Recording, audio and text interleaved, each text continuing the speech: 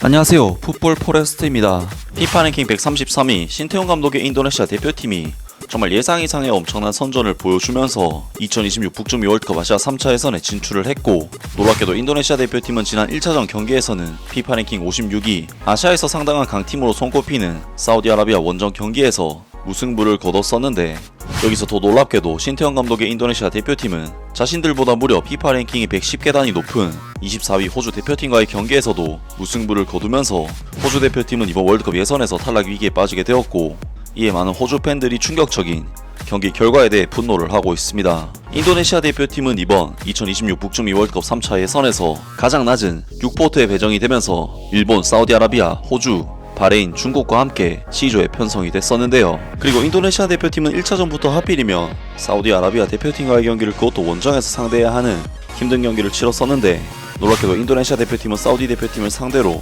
원정에서 1대1 무승부를 거두는 엄청난 결과를 얻어내면서 다시 한번 파란을 일으켰었는데요. 정말 인도네시아 대표팀의 전력으로 사우디아라비아 대표팀의 발목을 잡은 것은 놀라운 일이 아닐 수 없지만, 인도네시아 대표팀은 오늘 새벽에 있었던 3차 예선 2차전에서는 사실상 불가능에 가까워 보이는 상대인 호주 대표팀을 상대로 홈 경기를 치르게 되었는데, 호주 대표팀은 현재 피파 랭킹 24위, 월드컵에도 단골로 출전하는 아시아 최강의 팀으로서 133위 인도네시아와는 피파 랭킹상 무려 110계단 이상 차이가 나고, 당장 지난번 AFC 아시안컵 16강전에서도 신태용 감독의 인도네시아 대표팀이 호주 대표팀에게 피지컬적인 한계를 극복하지 못하고 0대4 패배를 당했었기 때문에, 인도네시아 대표팀이 아무리 최근 놀랄만한 성과를 거두고 있다고 해도 정말 이번만큼은 어려워 보이는 것이 어쩔 수 없는 현실이었습니다. 그리고 인도네시아 대표팀은 이번 경기에서도 호주 대표팀에 비해 절대적인 전력상 열세를 가지고 있기 때문에 사실상 거의 수비에 치중하는 경기를 펼치면서 평소보다 더욱 소극적인 경기 운영으로 호주 대표팀을 상대했고, 이번 경기에서 양팀이 보인 볼 점유율이나 슈팅 등 스탯들은 사실상 호주 대표팀이 2배, 3배는 우세할 정도로 많은 차이가 났지만, 놀랍게도 인도네시아 대표팀은 엄청난 철벽 수비를 보여주면서 90분 동안 호주의 공격을 완전히 틀어막아 버렸고, 결국 이번 호주와의 경기를 0대0 무승부로 마무리를 지으면서 인도네시아 대표팀으로서는 그야말로 엄청난 결과를 얻어냈습니다. 사실 인도네시아 대표팀 입장에서는 1차전이 사우디, 2차전이 호주였기 때문에 정말 아무리 봐도 힘들어 보이는 일정이었지만, 이 두 경기에서 이 무승부라는 긍정적인 결과를 얻으면서 월드컵 출전에 대한 꿈을 키울 수 있게 되었는데요. 인도네시아 대표팀은 현재 호주와 중국을 제치고 C조 4위 자리에 위치해 있는데, 놀랍게도 호주 대표팀은 일본, 사우디 대표팀과 함께 월드컵에 직행할 가장 강력한 후보로 꼽히는 팀이지만, 1차전 바레인 대표팀과의 경기에서도 충격적인 패배를 당하면서 현재 1무 1패의 성적으로 C조 5위 자리까지 떨어져 버렸습니다. 물론 아직 두 경기밖에 치르지 않았기 때문에 월드컵 본선 진출에 대한 걱정을 하기엔 이르지만, 자력 진출권인 2위권에 대해서는 상당히 전망이 어두워졌는데, 호주 대표팀의 그레엄 아놀드 감독은 그야말로 극대노와 함께 포효를 질렀는데요. 호주 대표팀은 인도네시아 대표팀을 상대로 19번의 슈팅을 시도했고 5개의 코너킥을 얻어내며 볼점유율을 우세하게 가져갔지만 여전히 골망을 흔들지는 못했다. 1차전에 비해 엄청나게 향상된 경기력이었지만 우리는 얼마나 많은 기회를 창출했는가, 또 얼마나 많은 기회를 주었는가에 대해 매우 실망했다라고 짜증이 난 그레엄 아놀드 감독이 말했다.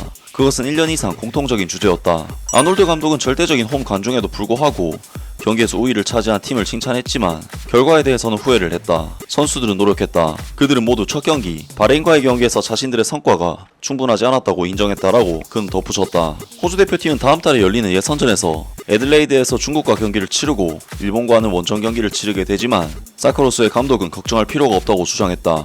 아직 경기가 8경기나 남았으니까 큰 문제는 아니지만 집에 가서 많은 생각을 해야 할 것 같다 라면서 호주 대표팀의 그레엄 아놀드 감독이 이번 2연전 결과에 대해 실망감을 드러냈고, 상당히 짜증이 난 상태로 기자회견에 참석했다고 기사에서 언급이 되었습니다. 물론 이번 경기 결과는 호주 대표팀이 압도적인 전력 차이를 가지고도 승리를 거두지 못했기 때문에 그레엄 아놀드 감독에게는 당연히 화가 날 만한 결과였지만, 마찬가지로 호주 대표팀을 응원하는 호주 축구 팬들에게도 아픈 상처로 남을 만한 결과였는데, 호주 대표팀은 이번 월드컵 예선에서 탈락 위기에 빠지게 되었고, 이에 많은 호주 팬들이 충격적인 경기 결과에 대해 분노를 하고 있습니다.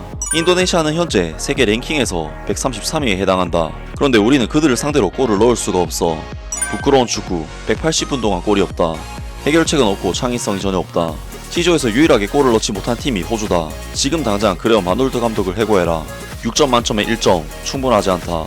왜 호주 대표팀이 아놀드 감독과 이렇게 오랫동안 함께 가는 건지 이해가 안 된다. 적절한 시기에 몇 번의 승리 후 그는 과분한 찬사를 받았다.